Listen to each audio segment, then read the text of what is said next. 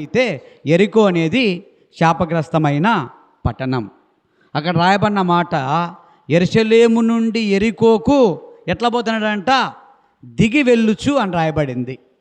అంటే తన స్థాయిని తాను ఏం చేస్తూ వచ్చినాడు, తగ్గించుకున్నాడు. దేవుని సన్నిధి నుండి శాపగ్రస్తమైన పట్టణానికి వెళ్ళడానికి తాను ఇష్టపడుతూ వచ్చినాడు. తాను ఎంచుకున్నటువంటి మార్గం ఏంటి అంటే శాపగ్రస్తమైనటువంటి మార్గం. అలాగ ఎంచుకున్న కారణాన్ని బట్టి ఏమైపోయినాడండి, దొంగల చేతిలో చిక్కబడుతూ వచ్చినాడు.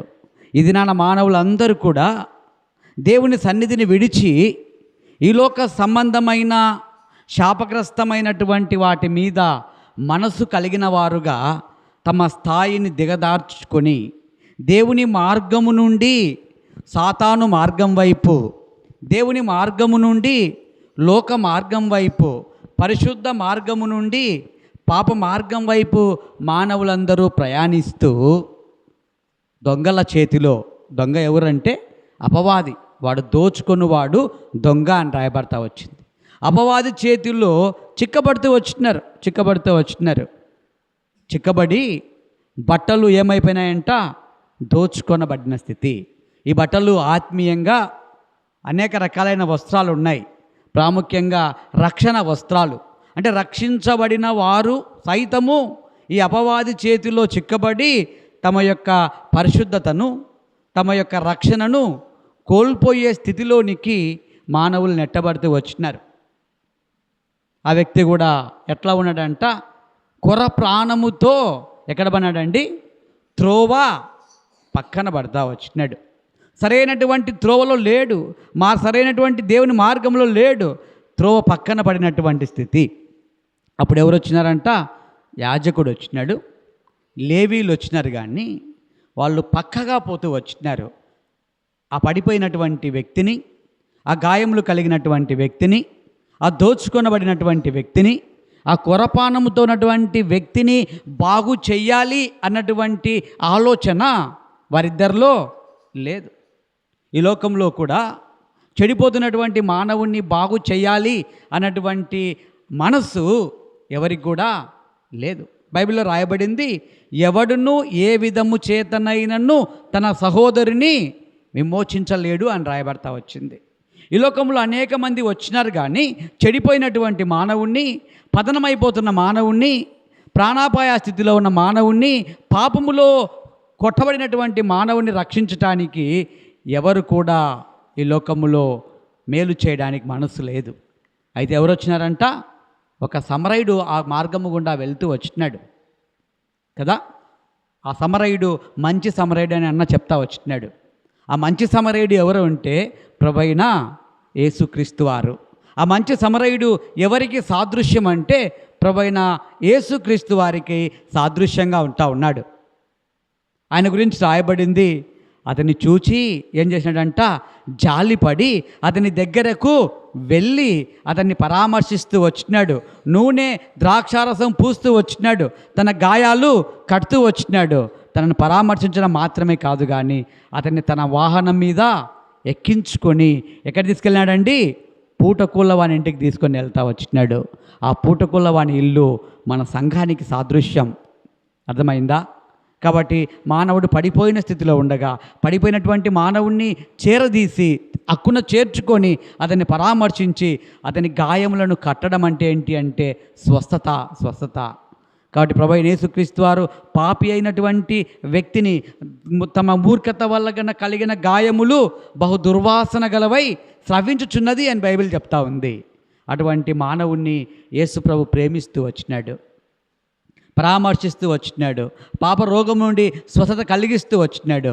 అంతేకాదు, ఈ పూటకుల్లవాననే ఒక సంఘములో, ఒక మందిరములో ఆ పాపి అయిన మానవుణ్ణి స్వస్థపరిచి ఆ మందిరంలో చేర్స్తూ వచ్చినాడు. చేర్చి ఏం చెప్తూ వచ్చినాడు, ఇంకా 2 దేనారములు ఇస్తా వచ్చినాడు. ఆ 2 దేనారములు ఏంటి, పాత నిబంధన, కొత్త నిబంధన. కాబట్టి దేవుని మందిరములో చేర్చబడిన మనం అందరం కూడా ఈ యొక్క వాక్యాన్ని చదువుకుంటూ రావాలి. ఎంతవరకు ఆయన చెప్తా వచ్చినాడు, నేను మరలా వస్తాను. ఆయన మరలా రాబోతా ఉన్నాడు ప్రభువైన యేసుక్రీస్తు వారు. ప్రభువైన యేసుక్రీస్తు వారు. ఆయన వచ్చేంత వరకు మనం ఎక్కడ ఉండాలా? పూటకుళ్ళవాని ఇంటిలో ఉండాలి. దేవుని సన్నిధిలో మనం ఉండాలా, దేవుని మందిరములో ఉండాలా, దేవుని కాపుదలలో మనము ఉండాలని దేవుని యొక్క వాక్యం తెలియపరుస్తూ ఉంది. వాక్యం వింటున్న ప్రియ సహోదరుడా, నువ్వు బయట నుంచి వింటా ఉన్నావేమో, నీ స్థితి కూడా దొంగల చేతిలో చిక్కబడిన స్థితిలా ఉందా? త్రోవ తప్పి త్రోవ పక్కన కొర ప్రాణముతో పడిన స్థితిలో నువ్వు ఉన్నావా? నీ మూర్ఖత వలన, నీ యొక్క పాపపు ఆలోచనల వలన, దేవుని సన్నిధికి దూరంగా ఉన్న కారణాన్ని బట్టి నువ్వు కూడా కొట్టబడిన స్థితిలో ఉంటే, ఆ దినాన ఆ దారిలో వెళ్తున్నటువంటి మంచి సమరయుడి వలె దేవుని యొక్క వాక్యము ఈ వీధి గుండా, ఈ వాక్యము నిన్ను తాకుతూ ఉంది. నీ జీవితాన్ని బాగు చేయడానికి, నీ పాప రోగం నుండి నిన్ను స్వస్థపరచడానికి, నీ గాయాలు కట్టడానికి, నిన్ను పరామర్శించడానికి, నీ పాపం నుంచి నిన్ను విడిపించి దేవుని సన్నిధికి నడిపించటానికి కొరకై దేవుని యొక్క వాక్కు ఆ మంచి సమరయుని వల్లే నిన్ను తాకుతూ ఉంది. ఇంకా ఎంతకాలం త్రోవ పక్కనే కొర ప్రాణంతో ఉంటావు?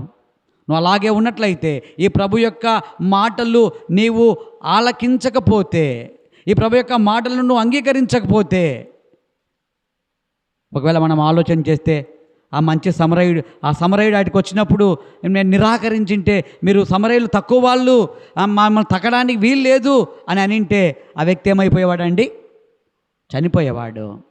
కాబట్టి రాత్రికాల సమయంలో దేవుని వాక్యాన్ని తాకుతూ ఉండగా ఈ మాటలను అంగీకరిస్తే నీ జీవితం మార్చివేయబడుతుంది. నువ్వు కూడా దేవుని బిడ్డగా చేయబడతావు. నువ్వు కూడా దేవుని మందిరంలో ఉండే ఆధిక్యతను పొందుతావు. దేవుని వాక్యం ద్వారా నువ్వు పోషించబడే ఆధిక్యతలోనికి దేవుడిని తీసుకురావాలని ఈ రాత్రికాల సమయంలో ఇష్టపడతా ఉన్నాడు. కాబట్టి ప్రియ సహోదరుని ఎవరైనా సరే ఈ రాత్రికాల సమయంలో ప్రభువైన యేసుక్రీస్తునందు విశ్వాసం ఉంచితే నీ పాపాలు క్షమించబడతాయి. ప్రభువైన యేసుక్రీస్తునందు విశ్వాసం ఉంచితే నీకు గొప్ప రక్షణ దేవుడు ఇవ్వడానికి ఇష్టపడతా ఉన్నాడు. ఆయన వచ్చేంత వరకు నిన్ను భద్రపరచడానికి ఆయన నీ కొరకై సేవకులను, సంఘాలను అనేకం ఏర్పాటు చేస్తూ వచ్చినాడు. నువ్వు లోబడి వస్తే నువ్వు ధన్యుడిగా చేయబడతావు. తిరిగి ఆయన వచ్చినప్పుడు ఆయనతో కూడా ఎత్తబడి ఆ పరలోక రాజ్యంలో ఉండే ఆధిక్యతను పొందుతావు. అటువంటి కృప ఈ రాత్రికాల సమయంలో దేవుడు మనకు అనుగ్రహించునుగాక. ఆమేన్. ప్రేంగల తండ్రి, పరిశుద్ధమైన దేవా, చెప్పబడిన మాటలు నీరు కట్టి ఫలింపజేయండి. సరిపోవు, నిత్యత్వం కొరకై మీరే సిద్ధపరుస్తురమ్మని ప్రార్థిస్తూ ఉంటున్నాం.